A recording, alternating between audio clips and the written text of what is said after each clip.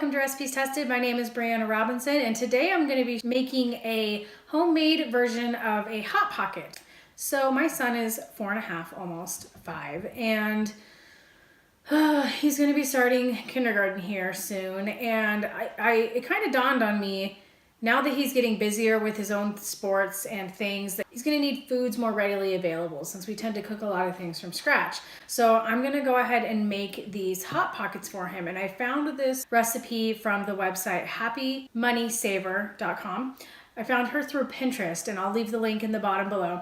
And today I'm gonna have a little bit of help making these. This kind of just felt like a family thing, you know? So I'm gonna have my son Raylan come and help us with these. So I'm excited to get him in the kitchen here with me, and I hope that you guys are too. Go ahead and give me a thumbs up for some Hot Pockets. And if you're curious to see how these turn out, just keep watching and I will get testing.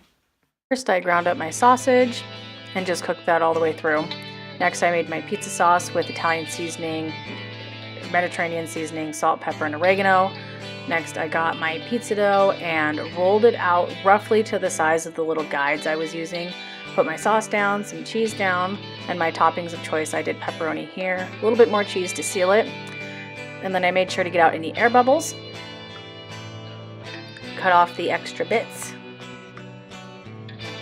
which is important. You don't want extra bits.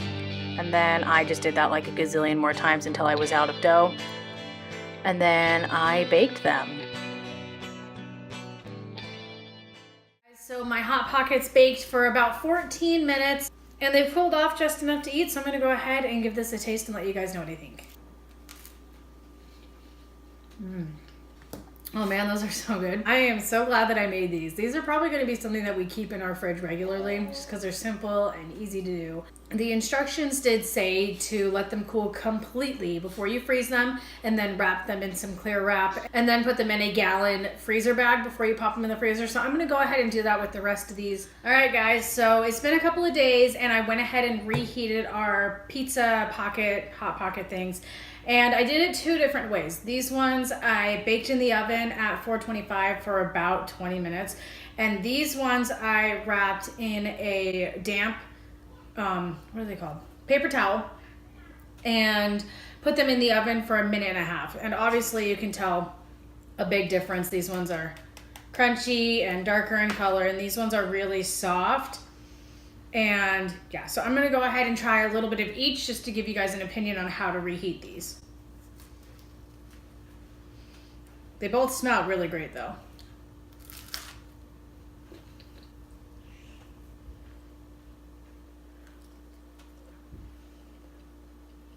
Wow, these are really great. I'm glad that I decided to make these. These have been something that I've wanted to do for a really long time. I guess I would say with reheating them, I guess it depends on if you want texture or convenience. I know personally I'm kind of a texture person, and I would take the time to reheat them in the oven, but I will say that these ones are not as ooey gooey as these ones are. Like the difference between getting a deep dish pizza and then getting a thin crust pizza. But they're phenomenal. I highly recommend them, but again, whichever method you guys prefer, it's all up to you. So for a rating, I made these about a week ago, and I gave them quite a bit of time in the freezer because I wanted to see how they would actually withstand to coming to temperature again. So I would rate these honestly like 10 out of 10. I mean, you can change out the toppings and anything else that you want. The dough did great. I really have nothing negative to say about this other than the fact that it took some time, but done. So go ahead and give me a thumbs up for homemade frozen meals, and don't forget to subscribe, and I'll see you guys in my next video. Bye.